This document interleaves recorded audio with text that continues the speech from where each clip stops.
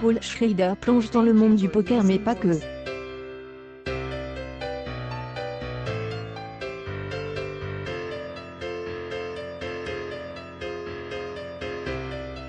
The Card Counter, découvert à Venise et à Deauville, prouve que le cinéaste de 75 ans, scénariste de Taxi Driver en général, mais film parle d'un type, seul dans une pièce, qui porte un masque, et ce masque désigne sa profession.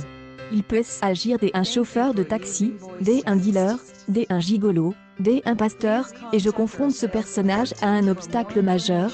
Le héros de ce nouveau film est un joueur professionnel incarné par Oscar Isaac, tentant d'oublier les actes atroces qu'il a commis à Abu Ghraib, mais est rattrapé par son passe, et le fils d'un ancien camarade. Vengeance, poker et rédemption font de ce film dur et riche en suspense. La reconstitution des scènes dans la prison militaire témoigne de la maestria d'un cinéaste virtuose.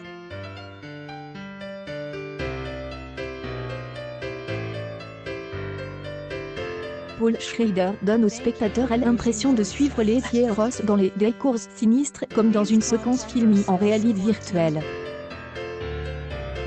La caméra subjective, qui adopte le point de vue du soldat, apporte un côté anxiogène à ces passages renforcés par une performance brillante de Willem Dafoe en officier sadique. Les actes de torture se déroulant entre ces murs sont d'autant plus traumatisants qu'on ne fait que les apercevoir, ce qui laisse une grande place à l'image. La lutte entre le joueur mutique et le gamin ivre de haine fait monter la tension. Le vétéran des Irak devenu un homme d'une violence qu'il a trop pratiquée tente de dissuader le jeune homme de faire parler les armes.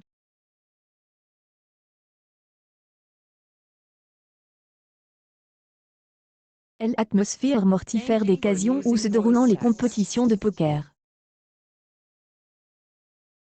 Force du film est de rendre aussi palpitantes les séquences de violence et celles de jeux de cartes en ne laissant aucun répit au public.